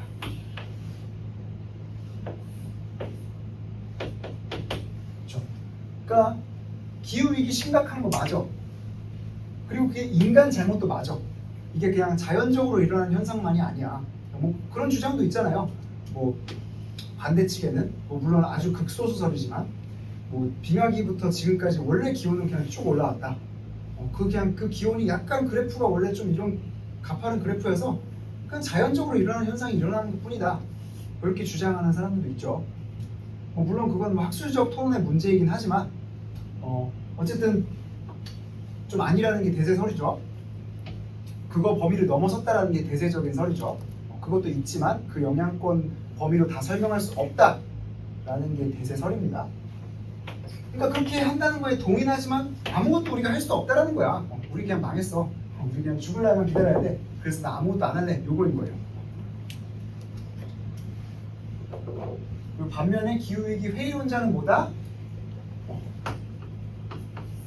회의론자는 그냥 요거 다 반대로 뒤집으면 되겠지. A 요거 다 반대로 뒤집으면 된다. 심각하게 생각하지 않아. 까일 거 뭐 그게 얼마나 심하다고 막 이런 거죠. 그 다음에 나오잖아요. 자연스러운 활동이라고 하는 거죠. 인위적인 행위, 인위적인 어떤 결과, 자연적인 결과 대립되고 있죠. 그리고 설령 일어났다 하더라도 과학기술로 해결 가능해. 그러니까 문제 별로 심각하지 않음. 오버 떨지 마셈 이런 거고, 요거는 인간 잘못도 아님. 그래서 원래 일어나고 있는 거예요. 그래서 설령 일어난다 해도 우리 다 커버 가능함. 그러니까 호들갑 떨지 마 이런 거죠. 그래서 서로 다른 이유로 참여를 안 한다는 거예요. 그런 관점이고, 그림 1과 그림 2에서 찾아내기는 어렵지 않을 겁니다. 1번 요거 찾는 건 어렵지 않을 거고요. 다만 설명은 조금 잘 해야겠죠. 그러니까 우리 요구사항 3개가 있었고 총 600자 내외예요. 총 600자 내외니까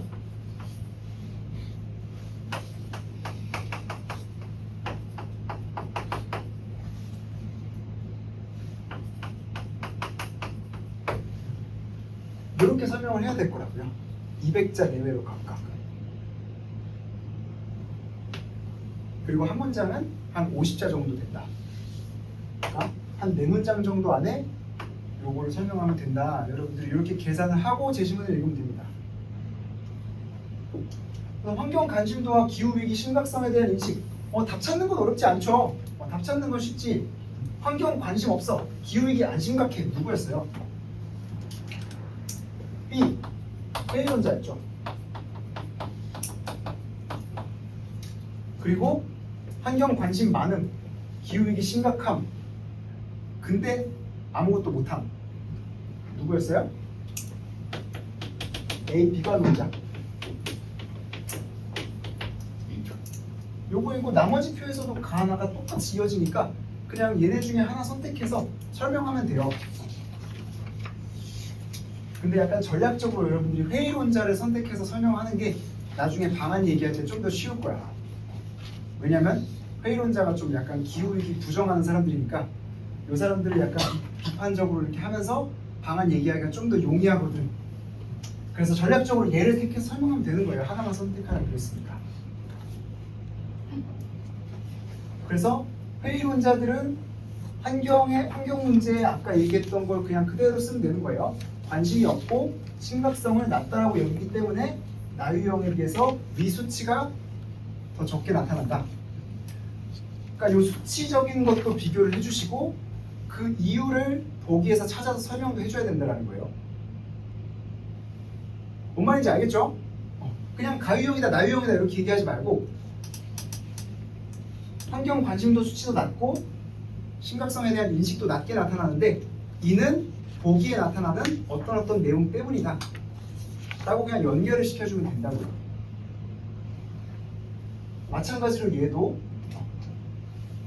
회의론자들은 과학기술에 대한 불신 정도가 낮죠. 과학기술에 대한 불신 정도가 낮다라고 얘기를 하면서 그 이유는 얘네가 과학기술로 미래의 환경 문제를 해결할 수 있다라고 믿기 때문이다. 그냥 그 말을 요 도표상의 정보와 제시문상의 정보를 매치만 시켜주면 된다고. 그러니까 이걸 보여주는 게 여러분들이 도표 해석 능력을 보여주는 거예요. 마찬가지로 해결할 수 있다고 생각하니까 미래에 대해 긍정적이다 이렇게 얘기를 하면 되는 거고요. 구체적으로 문장을 어떻게 쓸지는 제 예시다만 보고 그냥 한번 따라서 보면 감 옵니다. 여러분들. 자료 2번 봅시다. 자료 2번 보면 이것도 어렵지 않아요. 이제 우리 회의론자만 놓고 보면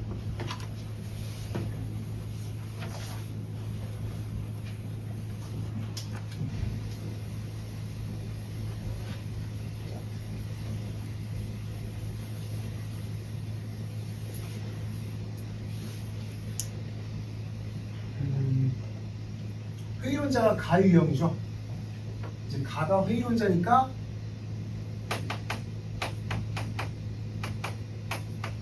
회의론자가 100%인 사회는 기후불안 수치가 낮아. 일단 이렇게 확인되는 사실을 얘기하세요. 도표에서. 가 유형 비중, 회의론자의 비중이 높아질수록 사회의 특징은 어떠하다? 기후불안 지수가 낮다.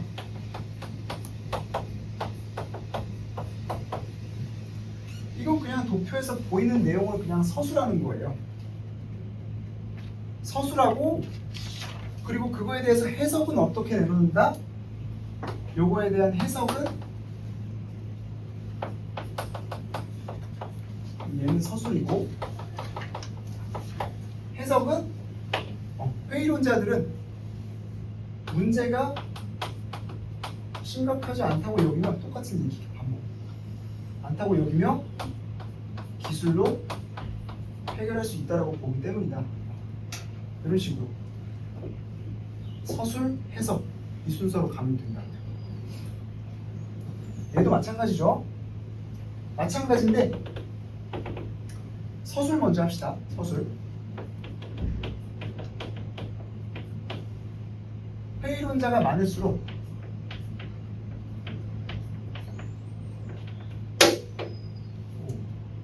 회의론자가 많을수록 그 사회는 어떻다? 기후변화 뉴스에 대한 불신이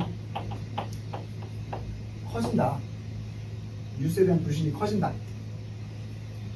서술했어요. 해석은 어떻게 할까?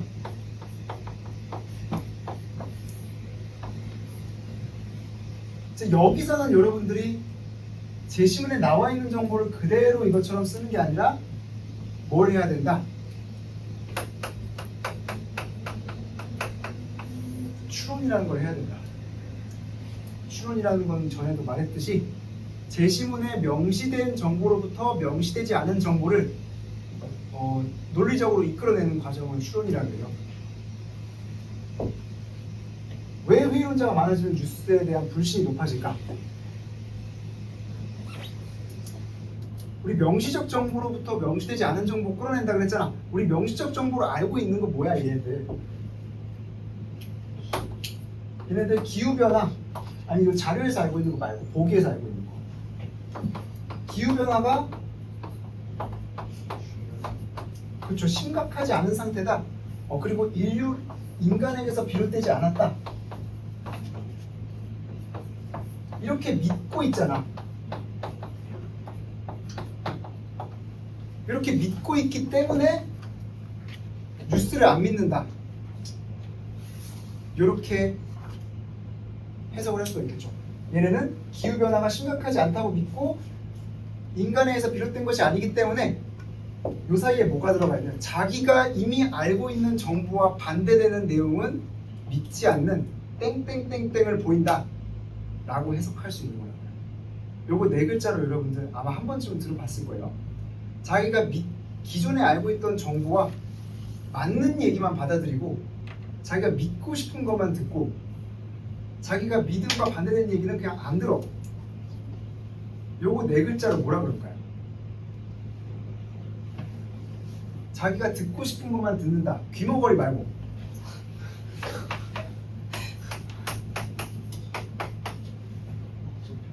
그렇죠. 확증 편향이라고 합니다.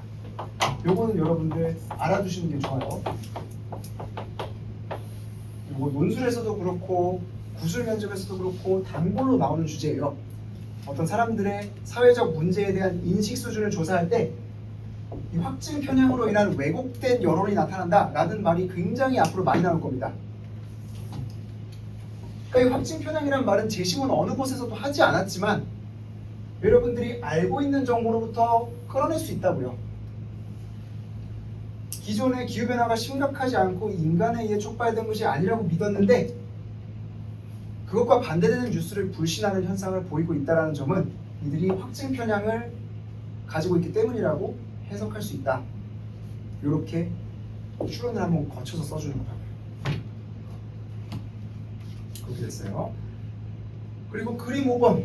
그림 5번 그림 오버는 뭐 간단히 말해서 뭐예요? 그림 오버는 1.5배속으로 얘기를 해야겠네. 그림 오버는 그러니까 둘 다 지구생명 지수 결국에 어때요? 가의 지구생명 지수 나랑 어때요? 똑같죠? 그러니까 얘네는 기후변화가 굉장히 심각하다고 믿는 애들이야. 얘는 안 심각하다고 믿는 애들이야. 심각하다고 믿건 안 믿건 간에 실제 결과는 어때요?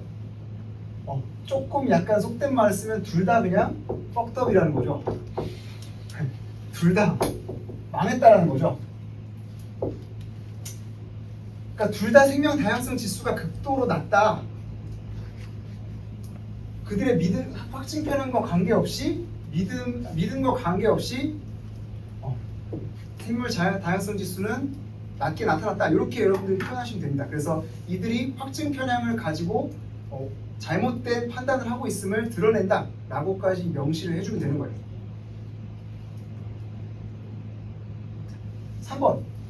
3번 보면 이거 우리가 가만 보면 된다고 했죠.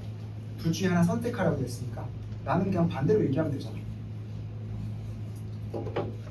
A 방안을 보면 우리 A 방안과 B 방안 두 개 나오면 뭐다? 우리 이제 지겹지. 두 개 나오면 대립이라고 했어요. 그냥 서로 관련 없는 두 개 얘기를 하지 않습니다. 절대로.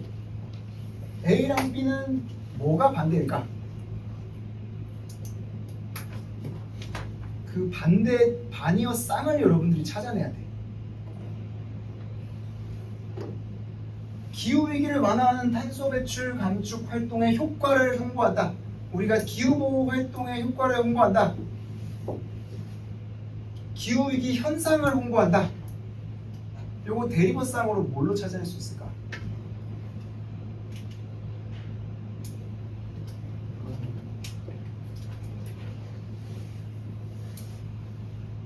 인간행위가 유발한다. 그것도 그거는 공통된 내용이라 반이어가 될 수는 없을 것 같아요. 왜냐면 얘도 어쨌든 인간에 의해서 하고 있는 그러니까 얘는 인간에 의해서 되고 있지 않다라고 전제하고 있지는 않잖아요. 그래서 인간에 의해서 촉발됐느냐 자연에 의해서 촉발됐느냐 요런 대립 지점을 볼 수는 없을 것 같아요. 왜냐면 얘가 자연에 의해서 촉발됐다고 보고 있다는 얘기가 없거든요.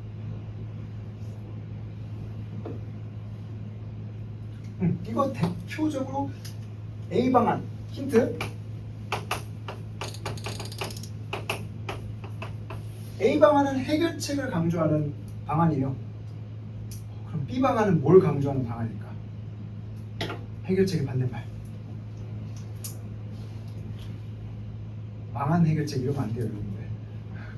해결책의 반대말. 대칭되는 개념. 그렇죠?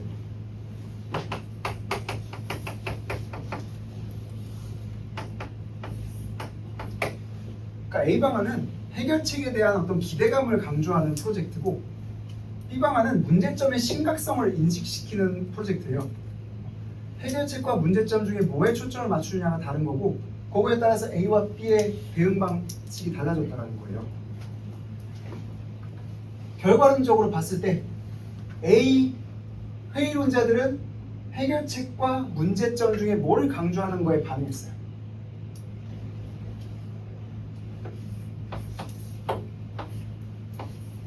B 방안에 반응했죠. A 방안에 대해서는 가유형 회의론자들이 반응을 했어요, 안 했어요? 안 했죠. 두 가지를 같이 설명을 해줘야 되는 거예요. 그러니까 회의론자들은 기후변화의 심각성을 인식시키는 프로젝트에는 행동변화 의향을 보였다. 서술 먼저. 자료 해석은 항상 서술 그 다음에 해석이라고 그랬어요. 서술 그 다음에 해석. 서술.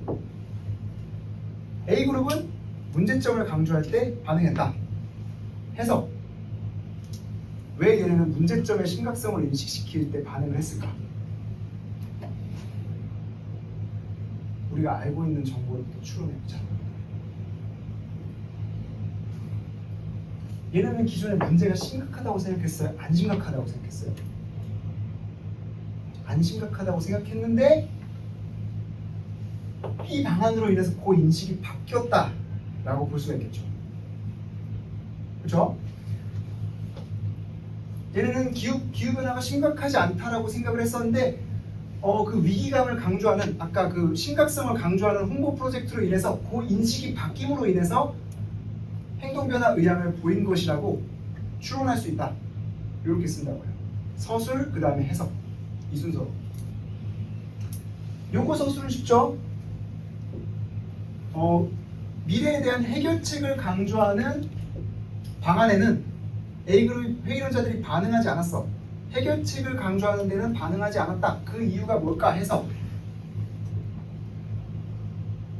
해결책을 강조하는 데는 왜 아무 변화가 없었을까? 얘네는 기존의 해결책에 대해서 어떤 신념을 갖고 있었어요? 회의론자들이.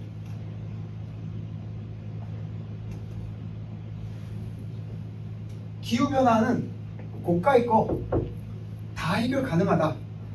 이렇게 믿고 있었죠. 이미 해결 가능하다고 믿고 있었기 때문에 그냥 그 정보가 어떤 새로운 정보가 되지 않은 거예요. 그런 해석을 넣으면 되죠. 이 그룹은 이미 기후변화가 과학기술로 해결 가능하다고 낙관적인 전망을 보였기 때문에 아까 표에서 낙관적 지수 높았잖아. 낙관적인 전망을 보였기 때문에 미래에 대한 해결책에 대해서 추가로 반응하지 않은 것이다. 이렇게 얘기를 하면 되는 거죠. 해석. 그래서 문제점 얘기할 때는 인식이 바뀌었기 때문이다. 해결책 얘기할 때는 이미 알고 있었던 거기 때문에 인식이 바뀔 리가 없었기 때문이다. 이렇게 해석하고 그 다음에 해결책은 뭘로 제시하면 되겠어요? 마지막 이게 하이라이트입니다. 해결책. 이거 쓰고 좀 뿌듯했어. 쓰고 이거 이렇게 쓰는 사람 있으면 인하대 4년 장학금 받고 수석으로 들어간다 이렇게 생각했었어. 나 혼자만 이 생각 막 확증 편향인가?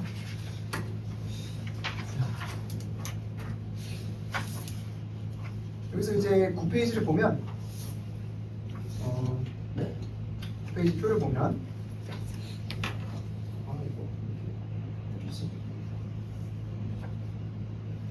9페이지 표 일단 보면서 할게요. 그러니까 이미 기후위기의 심각성에 그러니까 가유형의 사람들 요거부터 보는 거예요. 나유형은 그냥 반대로 얘기하면 되죠. 밑줄 친 부분 기후변화가 여기 나오네. 기후변화가 자연적으로 진행되는 수준을 넘어섰으며 그러니까 참여시키려면 어떻게 해야 돼? 참여시키려면 그러니까 문제점을 강조해야 된다는 거야. 문제점을 강조해야 된다. 이거 첫 번째. 해결책이 아니라 문제점을 교육시켜야 된다. 그래서 근데 문제점을 어떻게 교육시켜야 되는지를 구체적으로 써주면 여러분들이 더 좋은 점수를 받겠죠. 어떤 식으로 어떻게 교육해야 된다? 라는 걸 얘기했을 때 얘네가 한 말을 그냥 반대로 뒤집어서 얘기해주면 된다고요. 기후변화가 자연적으로 진행되는 수준을 넘어섰으며 또 과학기술로 해결 가능한 범위를 넘어섰다는 점을 구체적 데이터를 활용해서 교육을 해야 된다. 이런 식으로 들어가서 그러니까 얘네의 인식을 바꿀 수 있도록 구체적인 데이터로서 이 두 가지 사실을 입증해주면 얘네는 인식이 바뀔 거다. 이렇게 얘기를 해주면 표에 대한 해석과 자연스럽게 연관을 질 수가 있겠죠. 그러면서 이제 엑스트라 포인트는 어디서 나오냐면 일단 첫 번째 엑스트라 포인트는 이런 거. 설득해야 되는 내용을 좀 더 구체적으로 언급을 해준다.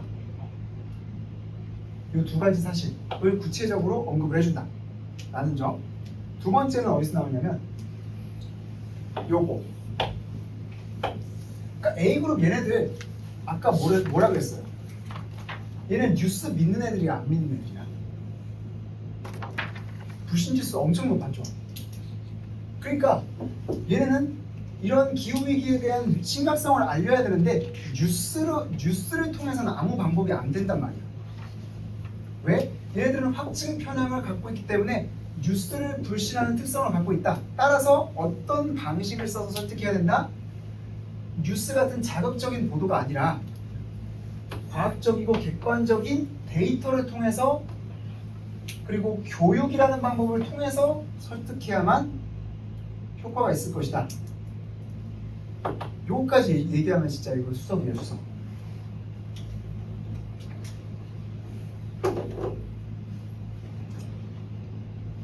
이렇게 차례대로 얘기할 수가 있다는 거죠. 근데 여기에 제시문에서 전혀 나와 있지 않은 정보가 없었죠. 명시되지 않은 정보 딱 하나. 확증 편향. 근데 이것도 흔히 나오는 개념이기 때문에 여러분들이 추론할 수 있잖아. 이런 식으로 가는 것이고요. 밴드에다가 이렇게 예시답안을 제가 올려놨어요. 밴드에 확인해보면 다 있어요. 두 문제 다 있고 관점도 2개 다 올려놨어요. 그래서 확인을 해보시고 구체적으로 이걸 글로 어떻게 옮겨야 될지는